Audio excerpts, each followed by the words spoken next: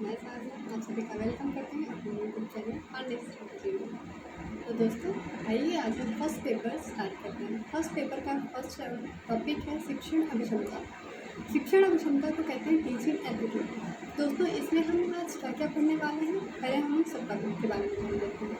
इसमें हम सबसे पहले पढ़ेंगे शिक्षण, अवधारणाएँ, उद्देश्य, स्तर, शिक्षार्थी की विशेषताएँ, शिक्षण प्रभाव तत्व, शिक्षण की पद्धति, शिक्षण सहायक सामग्री या प्रणाली, मूल्यांकन प्रणाली। तो दोस्तों ये सारे टॉपिक्स हैं जो हमारी शिक्षण अभिक्षमता के अंतर्गत आने वाले टॉपिक्स हैं। दोस्तों हम सबसे पहले बात करते हैं कि शिक्षा क्या है। शिक्षा कहते किसे हैं? शिक्षा शिक्ष धातु से मिलकर बना है दोस्तों, और इसका अर्थ होता है ज्ञान की प्राप्ति या ज्ञान प्राप्त करना, जिसके माध्यम से हम अपने संस्कारों एवं व्यवहारों का निर्माण करते हैं, उसे हम शिक्षा कहते हैं। शिक्षा एक जीवन पर्यंत चलने वाली प्रक्रिया है जो माँ के गर्भ से प्रारंभ होकर मृत्यु की सैया तक जब तक हम ना चले तब तक चलती रहती है। स्वामी विवेकानंद ने शिक्षा को किस तरीके से परिभाषित किया दोस्तों, ये देखिए।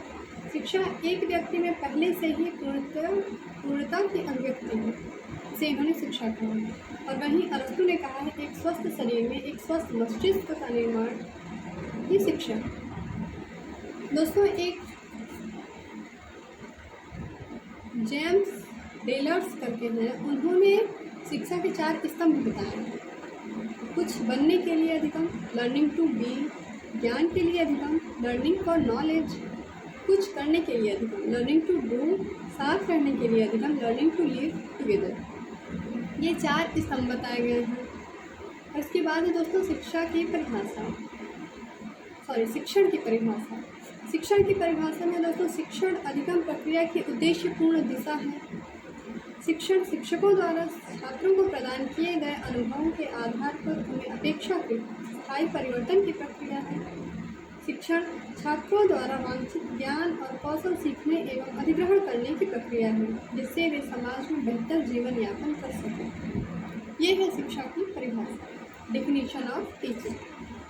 दोस्तों आगे देखते हैं इसमें और क्या क्या चीज़ें हैं। शिक्षण से संबंधित कुछ अवधारणाएँ भी हैं। Some concept related to teaching. क्या क्या अवधारणाएँ हैं? पहला तो क्यों। दर्शन शास्त्र में हम इसका अध्ययन करते हैं क्यों कोई भी चीज़ हो रही है, क्यों हो रही है, क्यों इसका घटित होना आवश्यक है, क्यों इसका घटित होना आवश्यक नहीं है। दूसरा है कैसे। कैसे का अध्ययन हम मनोविज्ञान के अंतर्गत करते हैं। कोई भी प्राणी ये काम कैसे करता है, उसकी ये गतिविधि कैसे रोकी जा सकती है। और तीसरा है क्या। क्या एक सामाजिक प्रक्रिया है, ये समाजशास्त्र के अंतर्गत आती है दोस्तों। शिक्षण अधिगम में हम केवल शिक्षण अधिगम एक सब्जेक्ट परमानेंट नहीं है दोस्तों, इसमें हम साइकोलॉजी, सोशियोलॉजी, ये विज्ञानों का विज्ञान है, इसमें हम सभी विज्ञानों को ऐड करके ही इसका हम अध्ययन करते हैं। इसमें कुछ टॉपिक्स हैं जो हमारे टेक्नोलॉजी से भी कोरिलेट करके आते हैं दोस्तों, इसके बारे में हम आगे बात करेंगे। इसमें पहला है व्यवहारवादी मनोविज्ञान विद्यालय। व्यवहारवादी मनोविज्ञान विद्यालय का मतलब क्या है। यहाँ जैसे कि दोस्तों हम जानते हैं कि एग्जाम्पल के लिए हम समझते हैं कि जब एक शिक्षक छात्र के अकॉर्डिंग, मान लीजिए छात्र से अगर कोई क्वेश्चन करता है और वो छात्र उस सवाल का सही जवाब देता है तो टीचर उसे फीडबैक देता है, फीडबैक प्रतिपुष्टि देता है, जैसे कि उसकी पीठ थपथपाना, उसे शाबाशी देना, उसे मोटिवेट करना, बहुत अच्छा किया तुमने, इन शब्दों का, इन प्रभावकारी शब्दों का प्रयोग करना, ये इसके अंतर्गत आता है। दोस्तों इसमें है एक नाम थॉर्नडाइक। नाम तो आपने सुना ही होगा थॉर्नडाइक का। ये भी एक व्यवहारवादी मनोवैज्ञानिक हैं। थॉर्नडाइक का पूरा नाम है E.L. थॉर्नडाइक। इन्होंने 3 नियम बताए हैं। पहला प्रभाव का नियम, तैयारी का नियम और अभ्यास का नियम। ये तीनों नियम इनके बहुत महत्वपूर्ण दोस्तों। इसके बारे में एग्जाम्स में भी पूछा जाता है कि थॉर्नडाइक के 3 नियम कौन कौन से हैं। तो इनके यही 3 नियम है दोस्तों, प्रभाव का नियम, तैयारी का नियम और अभ्यास का नियम। वही स्किनर है। स्किनर ने क्या कहा है, शास्त्रीय उत्कृष्ट या चिर प्रतिष्ठित अनुकूलन, संचालन, कंडीशनिंग, संज्ञानात्मक विचारधारा या दृष्टिकोण, रचनावादी विचारधारा दृष्टिकोण, अनुभव रूपांतरण अधिगम सिद्धांत, सामाजिक या सामूहिक अधिगम सिद्धांत, जिसमें है ध्यान, अवधारणा, प्रजनन और प्रेरणा। इन सब की बात होनी चाहिए। आगे दोस्तों हम पढ़ेंगे डेविड कोल, ये भी एक मनोवैज्ञानिक हैं। डेविड कोल, इनका अधिगम चक्र है जिसको हम लर्निंग साइकिल कहते हैं। अधिगम चक्र को हम दोस्तों लर्निंग साइकिल कहते हैं। इसे चिंतनशील या अनुभवात्मक शिक्षण मॉडल भी कहा जाता है। और नेट जेआरएफ की परीक्षा में भी इससे कुछ क्वेश्चन बनते हैं। यूजीसी में तो बनते ही हैं, यूजीसी नेट में तो बनते ही हैं, लेकिन नेट से ऊपर जो होता है वो होता है जेआरएफ, और इसमें ही से जेआरएफ के भी क्वेश्चन बनते हैं। मतलब ये टॉपिक थोड़ा सा टफ लेवल का है, उसे थोड़ा सा फोकस करके पढ़ने की ज़रूरत है। इसमें भी कुछ सब टॉपिक्स हैं, वो है ठोस अनुभव, नए अनुभव का चिंतनशील अवलोकन, अमूर्त अवधारणा, सक्रिय प्रयोग। ठोस अनुभव का अर्थ होता है दोस्तों महसूस करना। कोई भी चीज़ अगर हम महसूस कर रहे हैं वो है हमारा ठोस अनुभव। वही है समायोजन, विचलन, अमूर्त अवधारणा। अमूर्त अवधारणा मतलब सोचना, हम क्या सोचते हैं, हमारी थिंकिंग क्या है, हम क्या चिंतन करते हैं, उसे हम अमूर्त अवधारणा कहते हैं। अभिसरण, आत्मसात। यहाँ पर विचलन, आत्मसात, अभिसरण और समायोजन, जिनको संक्षिप्त रूप में DACA भी कहा जाता है। DACA क्यों? विचलन को हम डाइवर्जन कहते हैं, आत्मसात को एसिमिलेटिंग कहते हैं, अभिसरण को कन्वर्जन कहते हैं, और समायोजन को अकोमोडेटिंग कहते हैं। इसीलिए इसको DACA के नाम से भी जाना जाता है।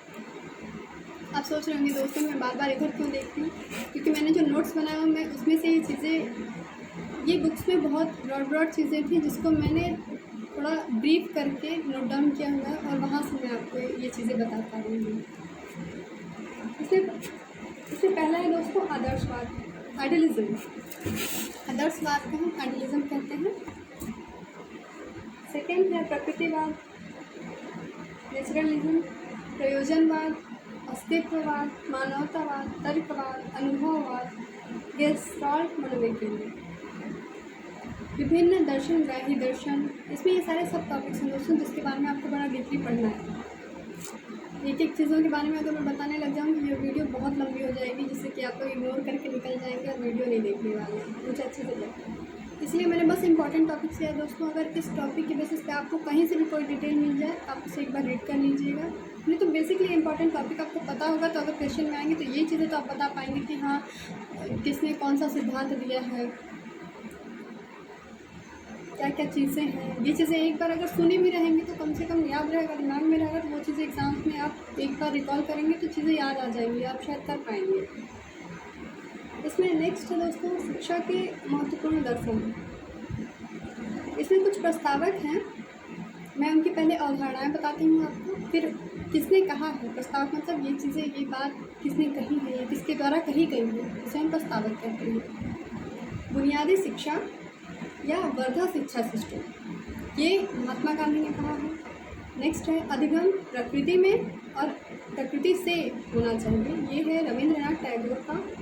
एकात्म शिक्षा, यह है श्री अरविंदो का। भारतीय दर्शन के आध्यात्मिक पहलुओं पर ध्यान दें, यह है डॉक्टर सर्वपल्ली राधाकृष्णन का। मानव मन को बदलने के लिए शिक्षा, यह है जे कृष्णमूर्ति। प्रायोगिक शिक्षा, यह है जॉन डेवी। व्यक्तित्व के विकास के माध्यम से स्व शिक्षा, यह है मारिया मोंटेसरी। नेक्स्ट है किंडरगार्टन, स्व गतिविधि, रचनात्मकता और सामाजिक सहयोग पर ध्यान केंद्रित करना, यह है फ्रेडरिक फ्रोबेल।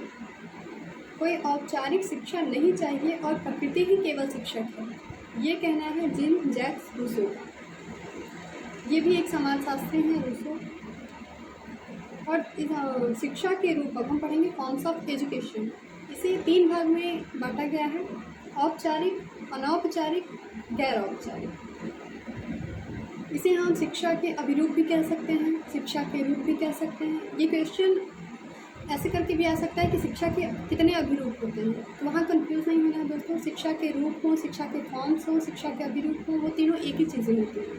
कहीं कहीं आपको इस चीज़ की इंग्लिश भी जान लेनी ज़रूरी है। और कुछ लोग ऐसे होंगे जिनको नहीं पता था कि इसकी इंग्लिश क्या है दोस्तों। कभी कभी हम हिंदी में कंफ्यूज हो जाते हैं, लेकिन इंग्लिश में उसका एक ही लिटरल एक ही मीनिंग होती है, जिससे हम स्पेसिफिक उसे पकड़ पाते हैं कि हाँ ये किस चीज़ के बारे में हमसे पूछना चाहते हैं। तो एक बार अगर आप हिंदी में कुछ पढ़ रहे हैं, जैसे वहाँ आपने पढ़ा है शिक्षा के रूप और वहाँ आपसे पूछ रहे शिक्षा के अभिरूप, तो आपको वहाँ कंफ्यूज नहीं होना है। एक बार इंग्लिश वाले को भी देख लेना है। हो सकता है वहाँ पे एक ही चीज़ दी होगी, फॉर्म्स ऑफ एजुकेशन। आपको फॉर्म्स देख के ये चीज़ जान लेनी है कि वो शिक्षा के रूप ही पूछ रहा है, शिक्षा के अभिरूप के द्वारा। दोस्तों इसमें है औपचारिक में क्या क्या चीज़ें आती हैं। पूर्व नियोजित और संगठित, जो पहले से ही नियोजित की गई हों और संगठित की गई हों। दूसरा है संस्थानों के माध्यम से प्रदान किया गया हो, जैसे स्कूल कॉलेज। कोई भी ज्ञान हो, जैसा कि पहले से आपने कहीं से सुना हो चीज़ें, वो चीज़ें आपको याद रही हों, या आपको स्कूल विद्यालय कॉलेज कहीं से वो चीज़ें बताई गई हों, वो चीज़ें याद हों, ये औपचारिक के अंतर्गत आती हैं। दूसरा है दोस्तों अनौपचारिक। अनौपचारिक में अप्रत्यक्ष और स्वतःस्फूर्त, जो घर और समुदाय से दिन प्रतिदिन के माध्यम से प्रदान की गई गतिविधियाँ हैं। दोस्तों जो हम घर पे सीखते हैं या समाज से सीखते हैं, लोगों से सीखते हैं, ये डेली बेसिस पे जो चीज़ें हम सीखते हैं, ये अनौपचारिक के अंतर्गत आती हैं। औपचारिक में हमने विद्यालय से सीखा, अनौपचारिक में हमने अपने घर परिवार समाज समुदाय इन चीज़ों से सीखा। और तीसरा यहाँ पे है गैर औपचारिक। गैर औपचारिक मतलब लचीला और मुक्त प्रणाली, सचेत और जानबूझकर प्रयास के माध्यम से प्रदान किया गया। जैसे दोस्तों इसमें हम कोई चीज़ें हमें परमानेंट सिखाई नहीं जाती, कुछ चीज़ें हम देख के सीख जाते हैं, सुन के सीख जाते हैं। कोई कर रहा हो, इसकी सहायता करते करते हम कुछ और ही सीख जाते हैं। ये चीज़ें मतलब कहीं स्पेसिफिकली या विद्यालय में, कॉलेज में, घर परिवार नहीं सिखाता है, मतलब कोई स्पेसिफिक हमें सिखाता नहीं है, ये चीज़ें हम स्वतः ही सीख जाते हैं। वो आता है गैर औपचारिक। अब हम दोस्तों आते हैं शिक्षा के प्रमुख लक्ष्य और उद्देश्य। Major aims and objective of education.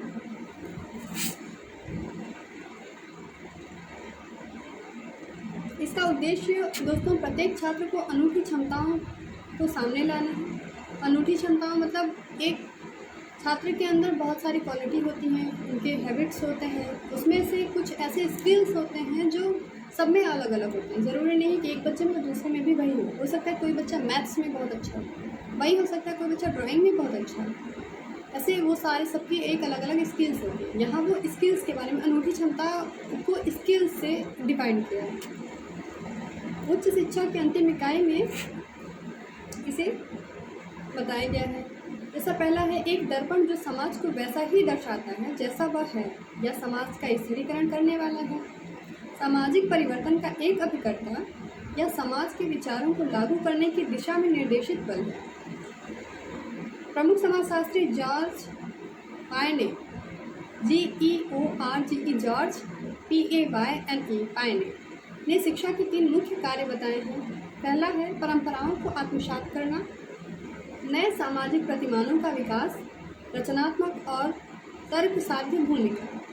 ये 3 इनके मुख्य कार्य हैं, किसके? जॉर्ज पायने के।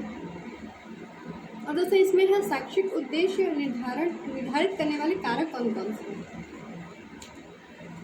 पहला है फिलॉसफी, दर्शन शास्त्र।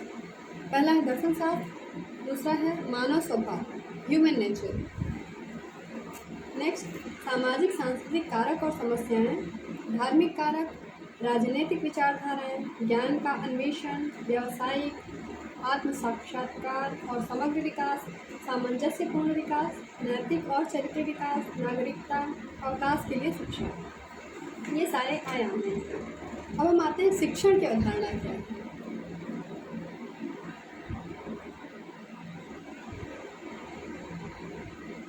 देखिए दोस्तों शिक्षण की अवधारणा जिसको कहते हैं कॉन्सेप्ट ऑफ टीचिंग। इसमें प्रभावी शिक्षण का मुख्य उद्देश्य अधिगम है। अधिगम मतलब लर्निंग। शिक्षण का मुख्य कार्य अधिगम की प्रक्रिया को उद्देश्यपूर्ण दिशा देना और उसका सही प्रबंधन है। शिक्षण एक ऐसी गतिविधि है जो एक बच्चे को सीखने और वांछित ज्ञान और कौशल प्राप्त करने और समाज में उनके जीवन जीने में वांछित ढंगों को प्रभावित करती है। इसे हम शिक्षण कहते हैं। शिक्षण जैसे अगर हम कोई चीज़ सीखते हैं दोस्तों, अगर वो शिक्षा है, उससे हम अगर कोई चीज़ सीखते हैं, वो लर्निंग मतलब शिक्षण। शिक्षण का लर्निंग का अर्थ बस इतना सा नहीं होता कि वो चीज़ें हमने कहीं से सीख ली और वो चीज़ें हमें पता है। इसका मतलब ये होता है दोस्तों कि अगर कोई चीज़ हमने सीखी है तो उससे हमने अपने बिहेवियर में इंक्लूड किया है कि नहीं, उससे हमारे व्यवहार में कोई परिवर्तन हुआ है कि नहीं। अगर हमारे व्यवहार में कोई परिवर्तन नहीं हुआ दोस्तों तो वो शिक्षण अधिगम के अंतर्गत नहीं आता। अगर उस चीज़ से हमारे व्यवहार में परिवर्तन आया तो वह शिक्षण अधिगम के अंतर्गत आता है। ये बेसिक सी चीज़ें हैं दोस्तों, ये जो हमें पता होनी चाहिए। नेक्स्ट टॉपिक है शिक्षण की प्रकृति और विशेषताएं। अब इसकी विशेषताएं क्या क्या हैं ये भी जान लेते हैं। शिक्षण मूलतः एक बौद्धिक गतिविधि है, मतलब इसका रिलेशन हमारे मस्तिष्क, माइंड, ब्रेन, बुद्धि से होता है। इसके लिए यह एक बौद्धिक गतिविधि है। शिक्षण के दो मूलभूत प्रतिरूप हैं, प्रशिक्षक केंद्रित, शिक्षार्थी केंद्रित। शिक्षण हम कैसे प्राप्त करते हैं? टीचर्स हमें कुछ सिखाते हैं तब हम वो ज्ञान प्राप्त कर सकते हैं, या बुक से ही प्राप्त कर सकते हैं। बुक्स भी हमारे टीचर्स से होते हैं बेसिकली। तो यहाँ वही दो आयामों की बात की है इसमें कि मूलभूत दो प्रतिरूप होते हैं, टीचिंग मॉडल्स होते हैं, प्रशिक्षक केंद्रित और शिक्षार्थी केंद्रित। शिक्षण के विभिन्न स्तर होते हैं। शिक्षण पाठ्यचर्या एवं पाठ्यक्रम के अनुसार होता है। पाठ्यक्रम मतलब हमारा करिकुलम क्या है, हमारा सिलेबस क्या है, उसके अकॉर्डिंग चीज़ें हमें सिखाई जाती हैं, उसे हम पाठ्यक्रम कहते हैं। शिक्षण का वातावरण गतिशील होता है। शिक्षण अधिगम अनुदेश प्रशिक्षण का परस्पर घनिष्ठ संबंध है। शिक्षण एक व्यवसाय या वृत्ति प्रोफेशन है। शिक्षण कौशल प्राप्त करने के लिए एक लंबी अवधि का अध्ययन और प्रशिक्षण आवश्यक है। शिक्षण विज्ञान के साथ साथ कला भी है। जैसे मैंने आपको बताया दोस्तों, शिक्षण जैसे हम अगर कोई चीज़ सीख रहे हैं तो वो हम साइंटिफिकली सीख रहे हैं। अगर उसे हम अपने व्यवहार में ला रहे हैं, मतलब उससे हमारा नेचर चेंज हो रहा है, हमारा बिहेवियर चेंज हो रहा है, तो वो शिक्षण है। और जिससे जो हमारे व्यवहार में परिवर्तन करे वो केवल साइंस ही नहीं हो सकता, उसे ही हम आर्ट कहते हैं। इसीलिए हम कहते हैं कि कोई भी चीज़ जो है वो विज्ञान के साथ साथ कला भी है। कला मतलब ड्राइंग वाली कला नहीं, कला मतलब हमारे अंदर का हुनर, हमारे स्किल्स, उसे हम कला कहते हैं। अब हम आगे आते हैं दोस्तों। आगे भी कुछ चीज़ें हैं जिसके बारे में हम देखते हैं कि क्या होगी। इसमें मैं दोस्तों आपको केवल इम्पॉर्टेंट टॉपिक्स जो हैं उसके बारे में बताऊंगी जो एग्ज़ाम्स में आने वाले हैं, जहाँ से क्वेश्चन बन सकते हैं। मैं इधर उधर की सारी चीज़ें, मेरे पास इसकी बुक भी है, आपको मैं पूरी बुक भी आपको ऐसे सुना दूँ कथा के रूप में या कहानी की तरह, लेकिन कोई फ़ायदा नहीं उन चीज़ों का जिसके बारे में कुछ आना ही नहीं है। इसमें से मैंने कुछ इम्पॉर्टेंट जो चीज़ मुझे लगी, मैंने अपने तरीके से उसे वहाँ से नोट डाउन कर लिया और वो चीज़ें मैं आपको इस वीडियो के अंदर बता दूँगी। तो दोस्तों मेरी वीडियो अगर आपको पसंद आए तो लाइक करना और चैनल को सब्सक्राइब ज़रूर करना। नेक्स्ट है शिक्षण का स्मृति स्तर। स्मृति स्तर मेमोरी लेवल ऑफ टीचिंग, जिसे हम MLT कहते हैं। दोस्तों ये बहुत इंपॉर्टेंट टॉपिक है, ज़रा ध्यान से सुनिएगा इसे, प्लीज़ स्किप मत कीजिएगा कोई भी चीज़ें, क्योंकि मैंने कहीं भी कोई ऐसी बात नहीं बताई है जो आप स्किप करें और फिर आगे वो चीज़ें आपको जानने को मिलती हैं। ये शिक्षण का स्मृति स्तर, इसके प्रस्तावक हैं दोस्तों हर्बर्ट, इनका पूरा नाम है हर्बर्ट स्पेंसर, जो स्मृति स्तर के मुख्य प्रस्तावक हैं। MLT के 3 महत्वपूर्ण पहलू होते हैं। पहला है सामग्री का अधिगम, मतलब लर्निंग। दूसरा है सामग्री का प्रतिधारण, रिटेंशन। तीसरा है आवश्यकता पड़ने पर सामग्री का पुनरुत्पादन, रिप्रोडक्शन। लर्निंग, रिटेंशन, रिप्रोडक्शन, सामग्री का अधिगम, प्रतिधारण और पुनरुत्पादन, ये MLT के 3 महत्वपूर्ण पहलू हैं। शिक्षण के स्मृति स्तर के उद्देश्य क्या क्या हैं? Objective of memory level of teaching. उद्देश्य इसके हैं दोस्तों, मुख्य उद्देश्य शिक्षार्थी को ज्ञान और सूचना प्रदान करना। यह तथ्यात्मक ज्ञान प्राप्त करने में सहायक होता है। इसमें ब्लूम के वर्गीकरण के ज्ञान आधारित उद्देश्यों को भी सम्मिलित किया जाता है। शिक्षण मुख्य रूप से विषय केंद्रित है। छात्रों को याद रखने वाली वस्तुएं सरलता से सिखाई जा सकती हैं, इसलिए विषय सामग्री को सुव्यवस्थित रखना आवश्यक हो जाता है। ये है दोस्तों शिक्षण के स्मृति स्तर के उद्देश्य। नेक्स्ट टॉपिक है हमारा शिक्षार्थी के लिए मूल्यांकन प्रणाली, evolution system of learners. Next topic है शिक्षण स्मृति स्तर के लिए सुझाव। इसमें सुझाव क्या क्या दिए गए हैं? शिक्षण सामग्री वस्तुनिष्ठ और उपयोगी होनी चाहिए। जाहिर सी बात है, अगर कोई भी चीज़ आपको बताई जा रही है उसका लाइफ में कोई उपयोग नहीं है तो वो चीज़ें हमारे लिए तो निरर्थक हैं, यूजलेस हैं, उसका कोई प्रयोग नहीं थी। जब हम वो चीज़ कहीं अपनी लाइफ में हमें आनी ही नहीं है तो वो चीज़ हम पढ़ के या जान के क्या कर लेंगे। इसलिए किसी भी शिक्षण सामग्री का वस्तुनिष्ठ और उपयोगी होना अति आवश्यक है। नेक्स्ट है, शिक्षण सामग्री सीमित होने के साथ साथ सरल से जटिल की ओर अग्रसर होनी चाहिए। सही बात है दोस्तों, कोई भी चीज़ अगर आसान है, थोड़ी थोड़ी टफ होगी तो वो चीज़ें हम धीरे धीरे करके कवर कर लेंगे। लेकिन कोई चीज़ हमारे लिए बहुत टफ हो, उसके बाद इजी वे में जाए, तो जब हमें आगे की चीज़ें समझ में नहीं आएंगी, जो स्टार्ट पर हमें बेसिक ही समझ में नहीं आएगा, तो उसके सारे आगे के फीचर्स को हम कैसे समझ पाएंगे। इसलिए ज़रूरी है पहले उसकी बेस को समझना। इसलिए कोई भी चीज़ हो वो सरल से जटिल की ओर होनी चाहिए, ना कि जटिल से सरल की ओर। नेक्स्ट है, शिक्षण सहायक सामग्री के भागों को व्यवस्थित, एकीकृत एवं अनुक्रमित करके संगठित किया जाना चाहिए। शिक्षण के बहुत सारे भाग होते हैं दोस्तों, जिसमें हम किसी टीचिंग स्किल्स में किन किन चीज़ों का प्रयोग करते हैं। उसके लिए पहले एक हमें योजना बनानी होगी, हमें कैसे करना है, क्या करना है इसके लिए। फिर उसमें कौन कौन सी वस्तुएं उपयोग में आएंगी, फिर उन चीज़ों को हम किस तरीके से यूज़ करें कि बच्चों को चीज़ें समझ में आए, क्योंकि ये एक टीचर बेसिस एग्ज़ाम है। तो इसमें हमें अपने बेस पे नई चीज़ें सोचनी है, हमें ये सोचना है कि हम कैसे करें कि हमारे द्वारा वो चीज़ें बताई गई हमारे बच्चों को समझ। जैसे ये वीडियो में अगर मैं कोई चीज़ एक्सप्लेन करूँ तो मैं ये सोच के कर रही हूँ, ये मत सोचिए कि मैं अपने बच्चों को कैसे पढ़ूँ, ये सोच के मैं नहीं करी। मैं अपने साथियों को वो चीज़ें कैसे एक्सप्लेन करूँ ताकि वो मेरी बातों को समझ सकें और ये जो टॉपिक्स हैं उसके बारे में समझ सकें। ये चीज़ें बताना मेरा मेन मोटिव है। नेक्स्ट है दोस्तों, छात्रों की स्मरण शक्ति में सुधार सुनिश्चित करने के लिए निरंतर मूल्यांकन का ध्यान रखा जाना चाहिए।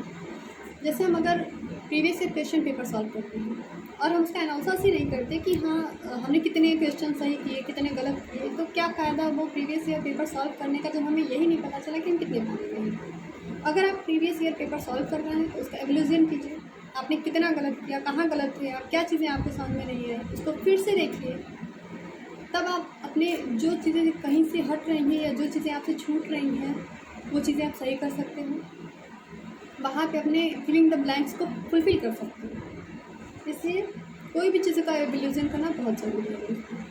नेक्स्ट है, नित्य प्रयोग और अभ्यास। ये तो सब जानते हैं दोस्तों, अगर हम कोई चीज़ कंटिन्यू करें तो हम उस चीज़ में महारत हासिल कर सकते हैं। लेकिन अगर हम उसे अल्टरनेटिव डे पे करें या ये सोच लें कि आज नहीं पढ़ते हैं, कल पूरा दिन पढ़ेंगे, तो हो सकता है कि आप कल पूरा दिन पढ़ भी लें, लेकिन हमारा जो मेमोरी है दोस्तों वो इतनी इम्प्रूव नहीं है कि एक दिन में आप 24 आवर तो वेल कोई पढ़ नहीं सकता। लेकिन मान लीजिए आपने ज़बरदस्ती या ज़बरन जैसे भी करके पढ़ भी लिया तो वहाँ बहुत कम चीज़ें रह जाएंगी जो आपके दिमाग में रह जाएंगी, बाकी सारी चीज़ें वहाँ से निकल जाएंगी, कोई चीज़ रुकनी नहीं है। इसलिए डेली पढ़िए, थोड़ी थोड़ी चीज़ें पढ़िए। मैं नहीं कहती कि एक दिन में पूरा 10 टॉपिक्स या 11 टॉपिक्स हैं फर्स्ट पेपर के आपके, तो एक दिन में आप पूरे टॉपिक्स कवर करिए, ऐसा तो नहीं कीजिए। आप एक दिन में 2 टॉपिक कवर कीजिए अगर आप कर सकते हैं। तो मैं तो कहूँगी अभी आपके पास 10 डेज़ है, 10 टॉपिक्स हैं ओनली, आप 10 दिन में एक दिन उन टॉपिक्स को पढ़िए। फिर भी आपके पास अभी 1 हफ्ते का समय और बचेगा, आप उसे रिवीजन कर लेंगे, वो चीज़ें एकदम प्रॉपर वे में आपको लर्न हो जाएंगी, दोबारा उसे आपको देखने की भी ज़रूरत नहीं होगी।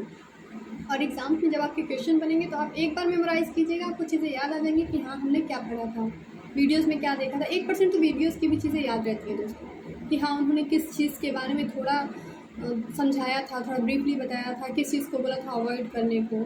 मैं मेरी बात नहीं कर रही हूँ, आप और भी वीडियोस देखते होंगे, बहुत लोग की वीडियोस देखते होंगे, शायद हर वीडियो से आपको कुछ ना कुछ कहीं ना कहीं से सीखने को ज़रूर मिलेगा दोस्तों, और मेरी वीडियो से भी मिलेगा, इसकी भी मैं गारंटी देती हूँ। ऐसा नहीं है कि आपको मेरी वीडियो से कुछ भी सीखने को नहीं मिलेगा। इसी चीज़ें जहाँ मैं बोल रही हूँ कि थोड़ी सी इंपॉर्टेंट है, बस थोड़ी सी कंसिस्टेंसी के साथ उसे देखिए। नेक्स्ट है, कक्षा अनुदेशन के दौरान निरंतर उस चीज़ों को करते रहना चाहिए, वह आवश्यक है। जो चीज़ें आपको क्लास में बताई गई हैं, आप अगर उन चीज़ों को बार बार करेंगे दोस्तों, जैसे आपने क्लास में पढ़ा, एक बार कोई बुक, कोई एक चैप्टर ले लीजिए, आपको क्लास में पढ़ाया गया वो चीज़, आप उसे घर पे आके एक बार रिवाइज़ किया आपने, एक बार उसे नोट डाउन किया, अपनी नोटबुक में लिखा, और मॉर्निंग में उठ के एक बार फिर से रिवाइज़ किया। अगर टीचर ने बोला कि कल आपसे वो पूछने वाले हैं, तो आप जो बच्चे इतना करके जा रहा है आप 100% लिख के रखिए। वो कुछ नहीं तो उसमें से बहुत चीज़ें ऐसी होंगी जो बता देगा, शायद कुछ चीज़ें भूल जाएँ, लेकिन जो बच्चा एक है जो पूरे दिन उस चीज़ को रट रहा है, सोच रहा है कि कल पूछा जाएगा तो मुझे तो याद ही है, मैंने रट लिया है, तो मैं बता पाऊँगी या बता पाऊँगा, तो मेरे लिए तो पॉसिबल नहीं है। मेरे हिसाब से बिल्कुल भी नहीं है। ऐसा नहीं हो सकता है कि आपसे वो चीज़ें पूछ जाए और आप बता दो। लेकिन जिस बच्चे ने स्कूल में ध्यान से सुना है, घर जाके उसे फिर से पढ़ा है और अपने नोट्स कंप्लीट किए हैं, मतलब नोट्स में लिखा है वो चीज़ या फिर रफली उसे मेंशन किया है, तो वो चीज़ें उसकी मेमोरीज में हमेशा रह जाएंगी।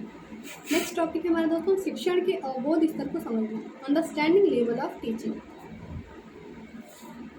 अब इसके प्रस्तावक जान लेते हैं कौन है। इसके प्रस्तावक हैं मॉरिसन। यह स्मृति और अंतर्दृष्टि, मेमोरी प्लस इंसाइट्स है। यह विषय की दक्षता पर निर्भर करती है। इसके उद्देश्य क्या क्या हैं? ब्लूम टैक्सोनॉमी का नाम आपने सुना होगा, अगर किसी ने भी सीटेट पढ़ा होगा, या फिर साइकोलॉजी में भी ब्लूम टैक्सोनॉमी है। यहाँ पे भी ब्लूम्स की ही बात की गई है। उन्होंने कौन कौन से वर्गीकरण किए हैं इसके बारे में बताया गया है। इसका उद्देश्य निर्देशात्मक संदेशों की व्याख्या करना, उदाहरण देना, वर्गीकरण करना, तुलना करना और अनुमान के माध्यम से निर्देशात्मक संदेशों को समझना है। इसके उद्देश्य से उचित प्रक्रिया का उपयोग भी मुख्य रूप से सम्मिलित है।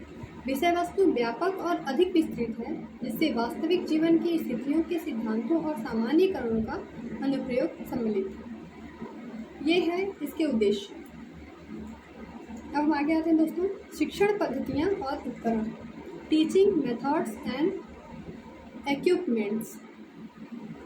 फर्स्ट है इसमें व्याख्यान मतलब लेक्चर, चर्चा विधि डिस्कशन मेथड, आगमनात्मक निगमनात्मक मतलब इंक्लूड, इंडक्टिव एंड डिडक्टिव, उदाहरण और स्पष्टीकरण।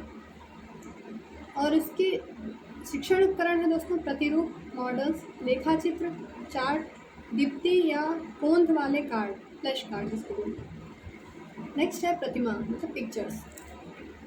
दोस्तों अगर हम टीचिंग्स में जाते हैं तो हमारे स्किल्स, हम बच्चों को अपने स्किल्स के बारे में कैसे बता पाएँ, उसके लिए कुछ टीचर होते हैं दोस्तों, आपने नर्सरी क्लास में देखा होगा कि अगर बच्चों को पढ़ाना होता है तो हम खड़े होकर लेक्चर दे के चले जाएँ, वहाँ तो बच्चों को कुछ समझ नहीं आना, क्योंकि वो बच्चे बहुत छोटे हैं। हमें अगर किसी को पढ़ाना है तो उसकी बेसमेंट पे जाके पढ़ाना होगा, ना कि अपने लेवल से कि हाँ अब आप जाके वहाँ आपको जो चीज़ें उस चीज़ के बारे में पता है आप बता के चले आए। आपने तो बता दिया, आप ये आपके तरीके से तो आपका काम हो गया, लेकिन आपकी बताई हुई चीज़ें अगर बच्चों को समझ ही नहीं आई तो आपको पढ़ाने का कोई मतलब नहीं। तो जो चीज़ें भी आप पढ़ा रहे हैं उसके बेसिस पे जाके पढ़ाइए। यही चीज़ इसमें कह रहा है कि अगर कोई भी चीज़ आपको समझानी है तो वहाँ आप कुछ चीज़ों का यूज़ कर सकते हैं, मॉडल्स का यूज़ कर सकते हैं, चार्ट पेपर का यूज़ कर सकते हैं, फ्लैश कार्ड का यूज़ कर सकते हैं, पिक्चर्स का यूज़ कर सकते हैं। अगर आपको जस्ट एग्जाम्पल किसी एनिमल्स के बारे में बताना है स्टूडेंट्स को, जस्ट एज हाथी मान लीजिए, आपने बता दिया कि वो बहुत बड़ा होता है, सबसे विशाल जानवर होता है, उसके सूंड होते हैं, 2 बड़े कान होते हैं। अब आपने इतना बता दिया, क्या वो बच्चा समझ गया कि आप कौन से जानवर के बारे में बात, या फिर आपने ये बता दिया कि हाँ उस जानवर को हाथी कहते हैं, तो वो तो समझ ही नहीं पाया ना आपकी बातों को कि हाँ हाथी किसे कहते हैं। अगर उससे पूछ दिया जाए हाथी किसे कहते हैं, वो तो यही बताएगा कि हाँ एक बड़ा सा जानवर होता है जिसके 2 कान होते हैं, एक सूंड होती है, वो हाथी होता है। लेकिन अगर वहीं आप एक चार्ट पेपर या एक छोटी सी पिक्चर उसे दिखा दें, इसे हाथी कहते हैं, तो वो चीज़ें बच्चों के दिमाग में छप जाती हैं। वैसे ये बच्चों के दिमाग में नहीं, हमारे दिमाग में भी ऐसे ही होता है। अगर हम कोई भी चीज़ देख के सुन के याद करते हैं तो वो चीज़ें हमें जल्दी याद हो जाती हैं, और अगर केवल हम सुन के याद करते हैं तो चीज़ें 20% याद रह जाती हैं। देख के याद करते हैं तो भी चीज़ें 20-25% याद हो जाती हैं, लेकिन हम सुनते हुए देखते हैं वो चीज़ें हमें 50-60% याद हो जाती हैं। नेक्स्ट टॉपिक है दोस्तों शिक्षण या चिंतन स्तर, रिफ्लेक्टिव लेवल ऑफ टीचिंग। इसके प्रस्तावक है हन। सबके प्रस्तावक जरूर याद रखिएगा दोस्तों, क्योंकि एग्जाम से प्रस्तावक जरूर पूछता है। इसका अर्थ किसी चीज़ के बारे में गहराई से विचार करना। चिंतन का अर्थ ही होता है किसी चीज़ के बारे में डीपली सोचना या विचार करना, तो उसे ही हम चिंतन कहते हैं। यह अत्यधिक विचारशील और उपयोगी होता है। छात्र प्राथमिक स्तर पर हैं और शिक्षक माध्यमिक स्तर ग्रहण करते हैं। एक शिक्षार्थी इस स्तर को स्मृति स्तर और बुद्धि स्तर के लाभ के बाद ही प्राप्त कर सकता है। इस स्तर पर छात्र को वास्तविक समस्या की स्थिति का सामना करना पड़ता है। इस स्तर पर विद्यार्थी की मौलिक सोच और क्षमताओं का विकास होता है। ये है शिक्षण की चिंतन स्तर, रिफ्लेक्शन लेवल ऑफ टीचिंग। इसके गुण क्या क्या हैं? Merits of reflective level teaching, शिक्षण चिंतन स्तर, शिक्षण के गुण। फर्स्ट है इस स्तर पर शिक्षण झुकाव शिक्षार्थी पर अधिक केंद्रित होता है। इस स्तर पर शिक्षण झुकाव शिक्षार्थी मतलब चिंतन करने के लिए टीचर्स वो चीज़ें जानते हैं, इसलिए उन्हें समझना बहुत टफ नहीं होता, लेकिन उन चीज़ों को एक अपने स्टूडेंट को वो चीज़ें समझाना थोड़ा टफ होता है, इसलिए ये शिक्षार्थी पर ज़्यादा केंद्रित होता है। नेक्स्ट है इस स्तर पर शिक्षक और शिक्षार्थी के बीच अधिक अंतःक्रिया होती है। शिक्षण का यह स्तर उच्च वर्ग के लिए उपयुक्त होता है। अब इसके दोष क्या क्या हैं? दोस्तों, जहाँ बेनिफिट है वहाँ लॉस भी है, जहाँ प्रॉफिट है वहाँ लॉस भी है। तो यहाँ आपने गुण तो जान लिया, अब इसकी दोष भी जान लेंगे क्या क्या है। यह अधिकतर मानसिक रूप से परिपक्व बच्चों के लिए उपयुक्त है। जो मानसिक रूप से परिपक्व मतलब जिनकी मेंटल एबिलिटी बहुत अच्छी हो, ऐसा नहीं कि किसी चीज़ को प्रेशराइज होकर या बर्डन लेके उन चीज़ों के बारे में बार बार चिंतन करते रहना, इस चीज़ से हम डिप्रेस्ड हो जाते हैं। कभी कभी ऐसा होता है कि कुछ लोग एग्ज़ाम देते हैं, एग्ज़ाम में वो क्वालिफाई नहीं करते हैं, वो चीज़ बार बार सोचते हैं कि मैंने क्या किया, मैं एग्ज़ाम में क्वालिफाई नहीं करी, मेरी लाइफ स्पॉइल हो गई, ये वो यहाँ वहाँ की बातें। इससे भी हम प्रेशर में जाते हैं दोस्तों। तो इतना प्रेशराइज नहीं होना है या इतना बर्डन लेके नहीं चलना है कि हाँ नहीं हुआ तो उसके लिए झूठी सोच सोच के अपने दिमाग को ख़राब कर देना। आपको बस उतना ही करना है कि अपना बेस्ट देना है, बस, और कुछ नहीं। लोग क्या कहते हैं डजंट मैटर। आप क्या कर रहे हो, आप क्या कहते हो, आपको क्या करना है, प्रैक्टिस है, अपने पे फोकस कीजिए, लोगों के लिए। अब हम आते हैं अपने नेक्स्ट टॉपिक पे। ये है पाठ्यचर्या की रूपरेखा, पाठ्यचर्या और पाठ्यक्रम। शिक्षा अनुसंधान और प्रशिक्षण परिषद NCERT ने वर्ष 1975 में राष्ट्रीय पाठ्यचर्या रूपरेखा नेशनल कैरिकुलम फ्रेमवर्क NCF की स्थापना की। वर्ष 1976 में शिक्षा की समवर्ती सूची में सम्मिलित करने के लिए संविधान के संशोधन किया गया और वर्ष 1986 में पहली बार पूरे देश में शिक्षा पर एक राष्ट्रीय नीति NPE 1986 थी, जो NCF को आधुनिक साधन के रूप में प्रतिकल्पित करती है। अब इसके दृष्टिकोण क्या क्या हैं? पाठ्यचर्या के लिए बुनियादी दृष्टिकोण, बेसिक अप्रोच ऑफ करिकुलम, यह है विषय केंद्रित पाठ्यक्रम। नेक्स्ट है व्यवहारवादी पाठ्यचर्या। नेक्स्ट शिक्षार्थी केंद्रित पाठ्यक्रम। दोस्तों, ये जो करिकुलम होता है ये टीचर के बेसिस पे नहीं होता है, ये स्टूडेंट के बेसिस पे होता है। जो हमारे पाठ्यक्रम होते हैं वो बच्चों के लिए बनाए जाते हैं, लेकिन वो बच्चों के अनुरूप ही बनाए जाने चाहिए। ऐसा नहीं कि पाठ्यक्रम बना दिया बहुत हाई लेवल का और बच्चों को समझ ही ना आए।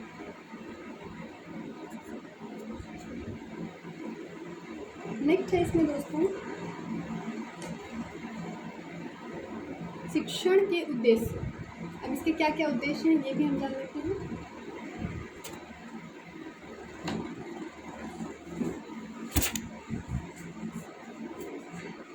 एक सूचना आधारित आधुनिक समाज में जिसमें ज्ञान का तेजी से प्रसार हो रहा हो, शिक्षकों के लिए यह महत्वपूर्ण है कि दीर्घकालिक लक्ष्यों पर ध्यान केंद्रित करने के लिए अपने छात्रों को प्रेरित और सज्जित करें। प्रेरित मतलब मोटिवेट करना। शिक्षण के उद्देश्य यही होने चाहिए, क्योंकि आप अगर किसी को कोई चीज़ पढ़ा रहे हैं, पहले आप उसे मोटिवेट करो, उन चीज़ों के बारे में पहले से ही ना बच्चों को हटका दो कि हाँ बहुत टफ है, आपसे नहीं हो पाएगा, आप नहीं कर पाओगे, ऐसा नहीं है। आप बच्चों से कहो टफ है, कोशिश करो, आप कर ले जाओ। आप हमेशा उन्हें फीडबैक दिया करो, सपोर्ट किया करो।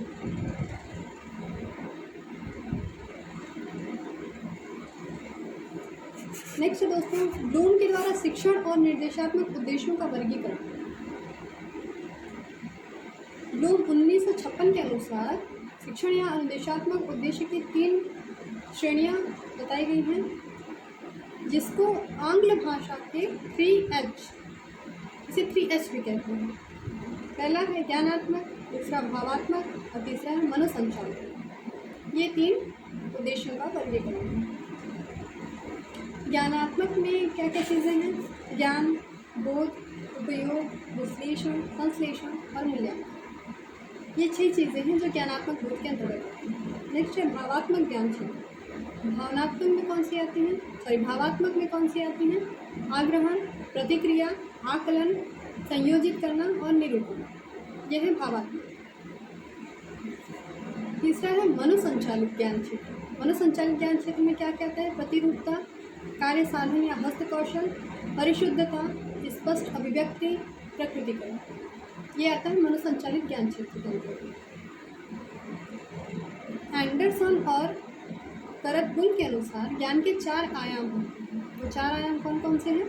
तथ्यात्मक, वैचारिक, प्रक्रियात्मक, मेटाकॉग्निटिव ज्ञान, जिसको हम ज्ञान का ज्ञान भी कहते हैं। अर्थात ज्ञान की प्राप्ति कैसे की जाए इस बात का ज्ञान होना मेटाकॉग्निटिव कहलाता है। नेक्स्ट है शिक्षण के महत्वपूर्ण कारक। शिक्षण सूत्र क्या क्या है? जैसे कि मैंने पहले ही बताया था, कोई भी शिक्षण जो होना चाहिए वो जटिल से सरल की ओर नहीं होना चाहिए, सरल से जटिल की ओर होना चाहिए।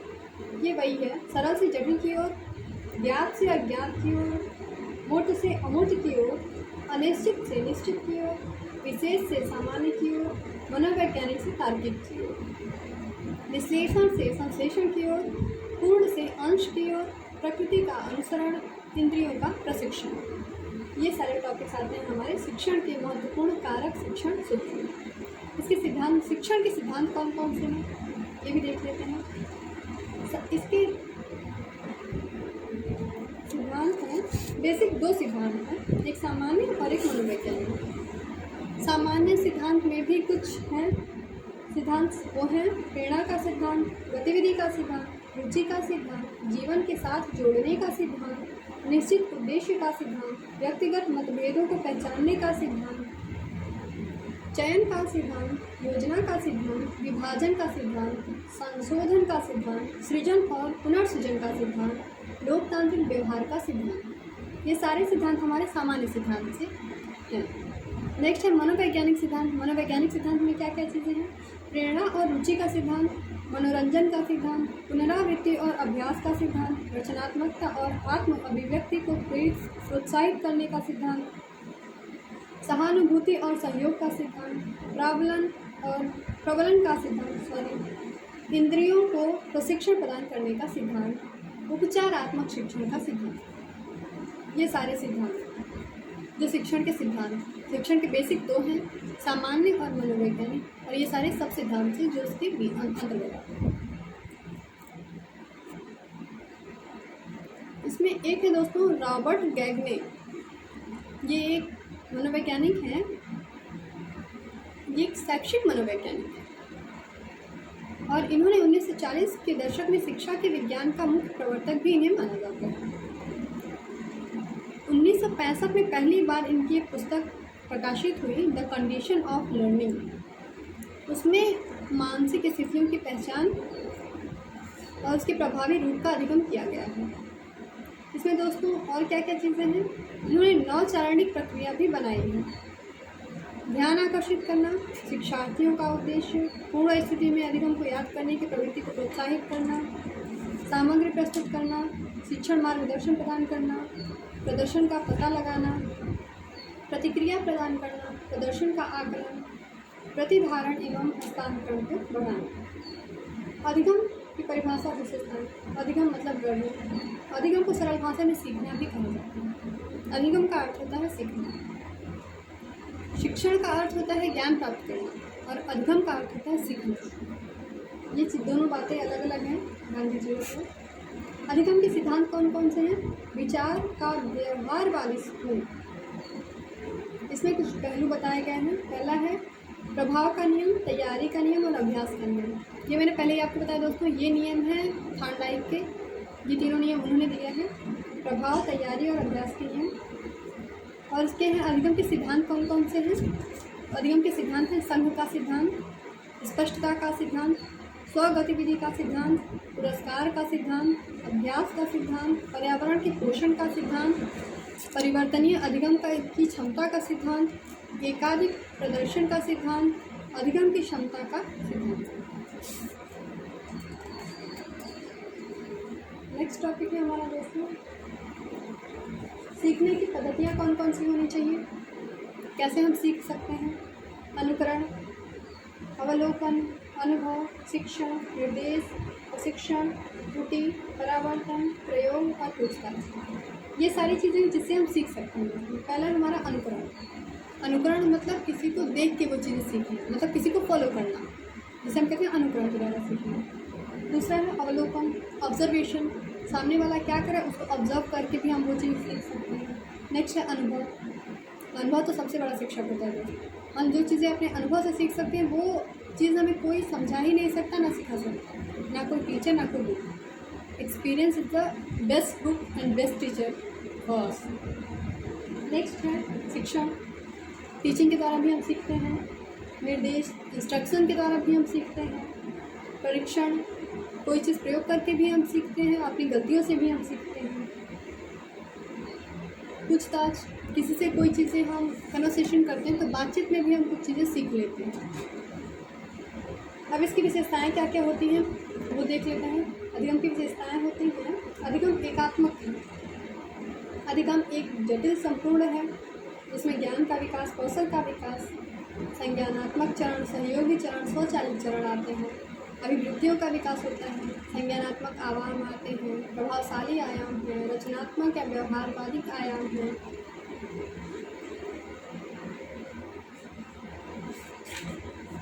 अब हम आते हैं दोस्तों नेक्स्ट टॉपिक पे,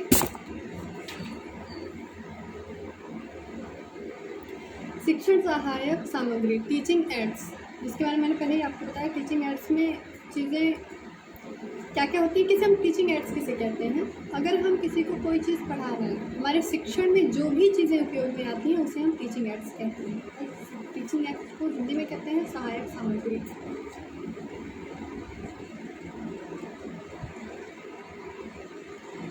इसको TLM, एक टॉपिक है दोस्तों TLM, टीचिंग लर्निंग मेथड, इसे इस रूप में भी जाना जाता है।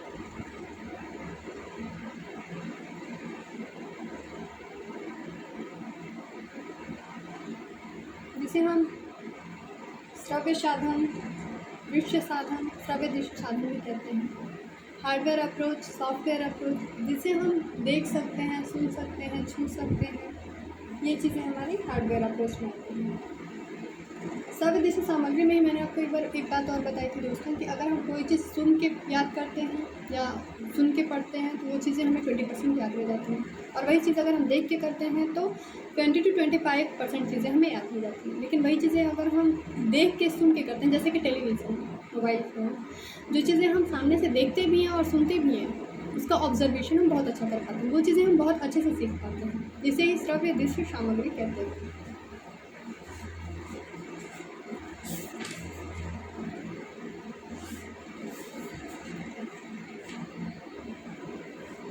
लास्ट है दोस्तों हमारा मूल्यांकन, मीनिंग ऑफ एवोल्यूशन। इसके बारे में मैंने आपको बता दिया है, पर फिर से थोड़ा सा है वो भी बता देते हैं आपको। एवोल्यूशन क्या करता है, चेतना अवस्था में मनुष्य निरंतर मूल्यांकन करता रहता है। मूल्यांकन एक क्रमिक प्रक्रिया है जो संपूर्ण शिक्षा प्रणाली का एक महत्वपूर्ण अंग है। अगर हम कोई चीज़ पढ़ रहे हैं उसका एवोल्यूशन नहीं कर रहे हैं दोस्तों, तो हम चीज़ें क्या पढ़ रहे हैं, नहीं पढ़ रहे हैं, वो मैटर नहीं करती, क्योंकि वो चीज़ें हमने एवोल्यूशन किया ही नहीं कि हमने जो पढ़ा वो हमें याद हुआ कि नहीं, हमें चीज़ें समझ आई कि नहीं। इसीलिए एवोल्यूशन करना बहुत ज़रूरी है, किसी भी चीज़ का मूल्यांकन करना बहुत ज़रूरी है दोस्तों। तो ये थी तो हमारे आज के टॉपिक शिक्षण अधिगम, और इसमें हमारा नेक्स्ट टॉपिक क्या होने वाला है उसके बारे में भी बात कर लेते हैं दोस्तों।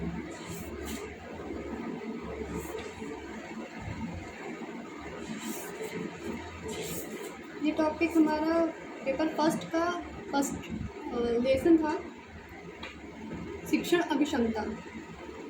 इसमें नेक्स्ट टॉपिक हमारा होगा दोस्तों शोध अभिक्षमता, रिसर्च एप्टीट्यूड। वो था टीचिंग एप्टीट्यूड, नेक्स्ट हम पढ़ेंगे रिसर्च एप्टीट्यूड अपने दूसरे वीडियो में। तो दोस्तों आज का सेशन आपको कैसा लगा हमें ज़रूर बताइएगा। और अगर वीडियो पसंद आई हो तो चैनल को लाइक करें, शेयर करें और सब्सक्राइब करें। धन्यवाद दोस्तों। महादेव।